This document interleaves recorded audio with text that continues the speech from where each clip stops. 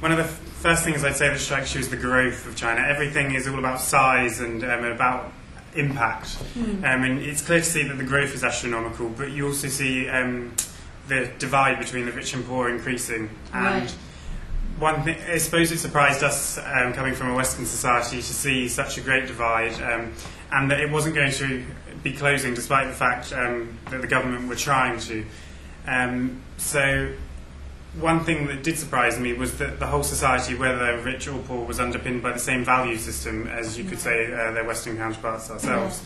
And so we were able to identify with the Chinese people, especially the students, in the second phase of our project. We saw the great similarities between us and that we were all working towards essentially the same thing. There was perhaps more of a recognition of the importance of globalisation there, because as an emerging economy and because of the astronomical growth, they were perhaps more involved in it than we were. We've probably become a bit accustomed here in Britain to resting on our laurels. We are a great economic power and we do recognise that, but at the same time we need to recognise the importance of working with the partners, that it's not simply a hedonistic aim, you're completely going through globalisation, there should be opportunities and therefore working together. So that's fantastic. So from what I understand, you understood the importance of growth, of unity, of collaboration, of communication, and it's amazing when you go to these countries and you realise how much there is to learn from each other in terms of youth and talent and you never know quite what to expect about, especially the realms of globalisation and talent. Having never travelled outside Europe, I was only used to the Western societies, and suddenly you're thrown into this global marketplace, and Shanghai is probably one of the best examples to see it, because it combines the business that has obviously been evident in Hong Kong for years, but with that same underpinning culture that you maybe would see more in Beijing. So it was great to see the contrasts. That's brilliant. So, and I understand you also visited a global company when you were on your visit. I did. What company was it? I was placed with Virgin Atlantic in their Shanghai office. Oh, that's great. So did you see the company have a different role in its interaction with the community as opposed to what you might have expected? What did you see?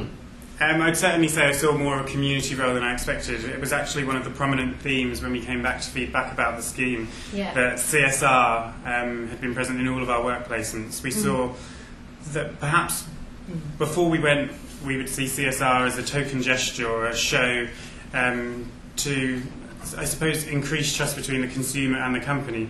But coming from a British perspective, I always expected it to be maybe a monetary gift or something that didn't require a lot of effort from the business involved. Whereas in reality, when we went over there, in Shanghai, Virgin Atlantic were taking an active role in their corporate social responsibility activities. And although they were raising money for the Shanghai Medicine Children's Hospital, they were doing it in a way that would give something back. So they'd be selling paintings that were painted by the children at this hospice. That's great. They'd be auctioning them to their clients and giving the money back to the hospital. But also as part of the employee's contract, they would have to work a certain amount of hours, volunteer work at the hospital. So they were giving back, and essentially the money can only go so far. That's so true. Actually giving back in the sense that they're looking after the children, that they're having a presence at this children's hospice, and so it's an evident impact. It's not just a token gesture. They were making a real difference. That's great. I mean, so you interacted with a lot of Chinese students of your age. Yes. So do you see that the Chinese talent that is going to work in these global companies tomorrow, is it as important for them, this community involvement, the CSR work, as you think it's here?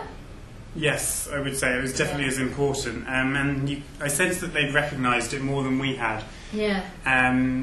But at the same time, we talk about identifying with our Chinese counterparts. Maybe there was somewhere that we needed to meet in the middle.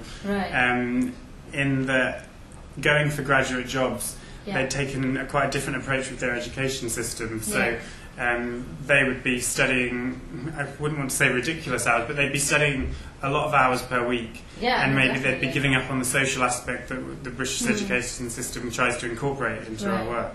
So I'm not saying that we're lax or that we're resting on our laurels again, but that we need to find the balance between working hard so that our graduates are fully prepared for the globalised world and making sure that they have the skills, the social skills, to make that work.